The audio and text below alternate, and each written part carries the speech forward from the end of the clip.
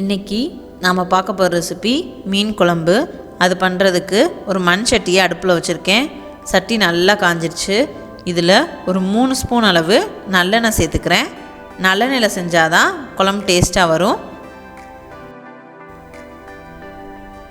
எண்ணெய் நல்லா காஞ்சிருச்சு. இந்த ஸ்டேஜில் நாம் வெந்தயம் சேர்த்துக்கலாம். மீன் குழம்புக்கு வெந்தயம் தான் நல்லா டேஸ்ட்டு கொடுக்கும்.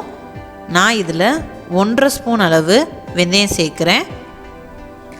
நான் இன்றைக்கி 1/2 கிலோ மீன் எடுத்திருக்கேன். அதுக்கு 1.5 ஸ்பூன் அளவு வெந்தயம் சேர்க்குறேன். கூடவே ஒரு 1/2 ஸ்பூன் அளவு சோம்பு, இது கூட ஒரு 1/2 ஸ்பூன் அளவு கடுகு சேர்த்துக்கலாம்.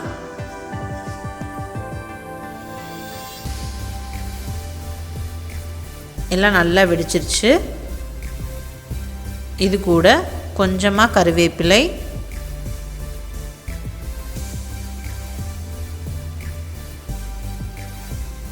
கருகிடக்கூடாது, மண் சட்டினால் சிம்மில் வச்சுருக்கேன். இது கூட 2 பச்சை மிளகாவை கீறிட்டு சேர்த்துக்கிறேன். அப்படியே சேர்த்தா தெறிக்கும். சேர்த்து நல்லா வதக்கிக்கலாம். பச்சை மிளகா நல்லா வதங்கணும். இது கூட ஒரு 6 வெள்ளைப்பூடை நடுவில் கீறி வச்சுருக்கேன். அதை இதோடு சேர்த்துக்கலாம்.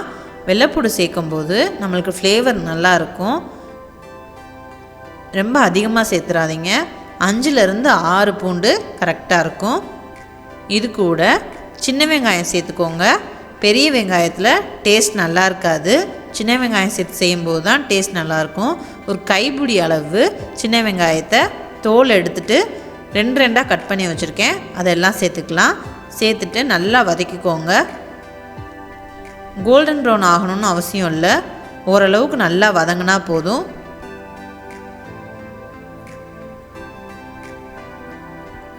நல்லா வதங்கிருச்சு. இந்த ஸ்டேஜில் தக்காளி சேர்த்துக்கலாம். நம்ம புளியும் சேர்ப்போம், அதனால் தக்காளியை பார்த்து சேர்த்துக்கோங்க. நான் 2 மீடியம் சைஸ் தக்காளியை நல்லா பழுத்த தக்காளியாக எடுத்து நீல வாக்கில் கட் பண்ணி சேர்த்துருக்கேன். தக்காளி நல்லா வதங்கணும்.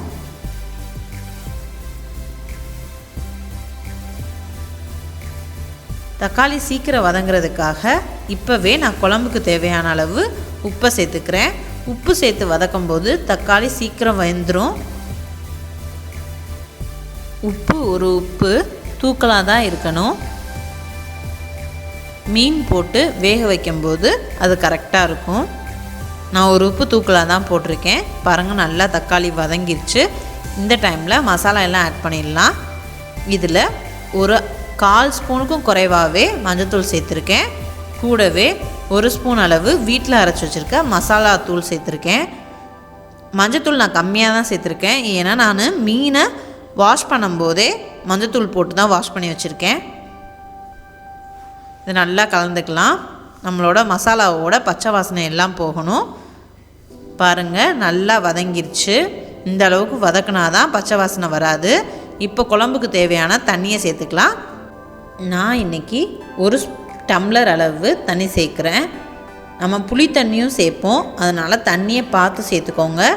1 டம்ளர் அளவு தண்ணி சேர்த்துருக்கேன். இதை ஒரு மூடி போட்டு ஒரு 2 நிமிஷத்துக்கு நல்லா கொதிக்க விட்டுறலாம். நல்லா கொதிச்சிருச்சு. பாருங்கள் எந்த அளவுக்கு கொதிச்சிருக்குன்னு. இப்போது நாம் கரைச்சி வச்சுருக்க புளி தண்ணியை சேர்த்துக்கலாம். நான் ஒரு சின்ன எலுமிச்சை அளவு புளியை எடுத்து நல்லா ஊற வச்சு கரைச்சி வெறும் தண்ணியை மட்டும் ஸ்டெயின் பண்ணி எடுத்து வச்சுருக்கேன். இப்போ இதோட சேர்த்துக்கலாம்.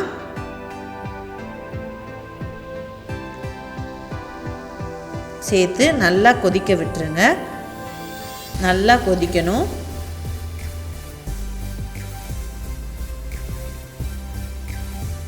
பாருங்கள், இந்த தண்ணியே கரெக்டாக இருக்கும். இதை ஒரு மூடி போட்டு கொஞ்சம் நேரம் கொதிக்க விட்டுடலாம்.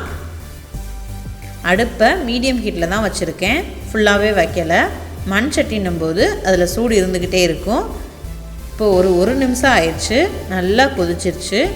இந்த ஸ்டேஜில் நம்மளோட மீனெல்லாம் போட்டுக்கலாம். மீன் போடும்போது அடுப்பை நல்லா சிம் பண்ணிடுங்க.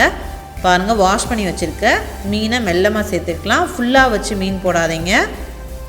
நல்லா சிம்மில் வச்சு மீனை போட்டுக்கோங்க. எல்லா மீனையும் போட்டுடலாம். போட்டுட்டு ஒரு 10 நிமிஷம் இந்த மீன் வேகணும். சிம்லேயே வச்சு தான் வேக விடுறேன். மூடியை போட்டு ஒரு 10 நிமிஷம் சிம்மில் வச்சு வேக விட்டுக்கலாம். இடையில திறந்து கிளறி விடணும். அப்படியே விட்டுறக்கூடாது. அப்படியே விட்டுட்டோன்னா அடியில் இருக்க மீன் மட்டும் வெந்துடும், மேலே இருக்க மீன் வேகாது. 10 நிமிஷத்துக்கு ஒரு 2 தடவையாவது திறந்து கிளறி விடணும். பாருங்கள், நான் இடையில திறந்து கிளறி விடுறேன். கிளறும்போது பார்த்து கவனமாக கிளறணும். ரொம்ப ஸ்ட்ராங்காக கிளறிட்டோன்னா மீன் எல்லாம் உடைய ஆரம்பிச்சிரும். லைட்டாக கிளறி விடணும். உடைச்சிடாமல் கிளறுங்க. கிளறிட்டேன். மறுபடியும் மூடியை போட்டு இன்னும் கொஞ்சம் நேரம் வேக விட்டுடலாம். ஓவராலாக 10 நிமிஷம் நம்மளுக்கு மீன் வேகணும். சிம்மில், ஃபுல் சிம்மில் வச்சு தான் வேக விடுறேன்.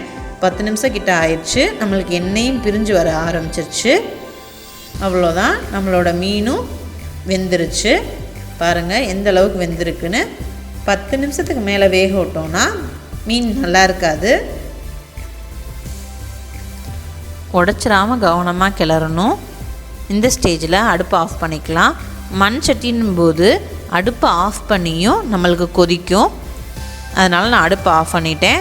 இந்த ஸ்டேஜில் பாருங்கள் எந்த அளவுக்கு கொதிக்குதுன்னு. நம்ம ஃபைனலாக இதை மூடி வச்சிடலாம். இந்த சூட்லேயே அது இன்னும் கொஞ்சம் நேரம் வேகட்டும். பாருங்கள், ஒரு 2 நிமிஷம் கழிச்சும் நம்மளுக்கு எந்த அளவுக்கு கொதிக்குதுன்னு. இப்போ கொஞ்சமாக மல்லித்தலையை லைட்டாக கிள்ளி சேர்த்துக்கலாம். இது ஆப்ஷனல் தான், வேணான்னா விட்டுருங்க. இதை சேர்க்கும் போது ஃப்ளேவர் நல்லாயிருக்கும். அவ்வளோதாங்க, நம்மளோட மீன் குழம்பு ரெடி. ட்ரை பண்ணி பாருங்கள். ட்ரை பண்ணி பார்த்துட்டு எப்படி இருக்குன்னு எனக்கு கமெண்டில் சொல்லுங்கள். தேங்க்யூ.